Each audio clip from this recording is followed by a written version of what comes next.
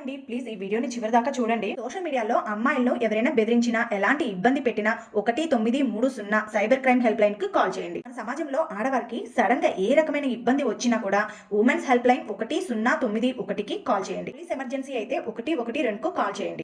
చిన్న పిల్లలకు ఏమైనా ప్రాబ్లం వచ్చినప్పుడు 1098కి కాల్ చేయండి. డొమెస్టిక్ వైలెన్స్ అదే మన వాళ్ళే మనల్ని ఇబ్బంది పెడితే కనుక 181 నెంబర్ కు కాల్ చేయండి. ఉమెన్ రైట్స్ కొరకు national commission for women 78271710 number కు కాల్ చేయండి. ఇంట్లో ముసలి వాళ్ళు అంటే పెద్దవాళ్ళు గనక అయితే ఏమైనా ప్రాబ్లం వచ్చినప్పుడు సీనియర్ సిటిజన్ హెల్ప్ లైన్ కు 14567కు కాల్ చేయండి. లీగల్ అడ్వైస్ కోసం, ఉచిత చట్టపరమైన సహకారం కోసం 15100కు కాల్ చేయండి. రైల్వే హెల్ప్ లైన్ సేఫ్టీ కొరకు 139కి కాల్ చేయండి. గ్యాస్ లీకేజ్ గనక ఉంటే ఎమర్జెన్సీ కొరకు 1906కు కాల్ చేయండి. యాసిడ్ అటాక్ విక్టిమ్ సపోర్ట్ కొరకు 7533066009కు కాల్ చేయండి. మనకు ఏ ఇబ్బంది రాకుండా ప్రభుత్వం ఇన్ని రకాలుగా పనిచేస్తుంది కదా. అదే విధంగా మగవారి సేఫ్టీ కొరకు కూడా ప్రభుత్వం సౌకర్యాలు కల్పించాలని ఒక అమ్మగా, ఒక అక్కగా, ఒక చెల్లిగా మనం అడుగుదాం. ఎందుకంటే రోజుకు ఒక వార్త వినాల్సి వస్తుందండి. ఇప్పుడు కొత్తగా విన్న వార్త ఏంటంటే అత్త పెళ్ళాం కలిసి మొగుడు చంపేశారంట. ముందు ముందు ఈ సమాజం ఎక్కడికి పోతుందో.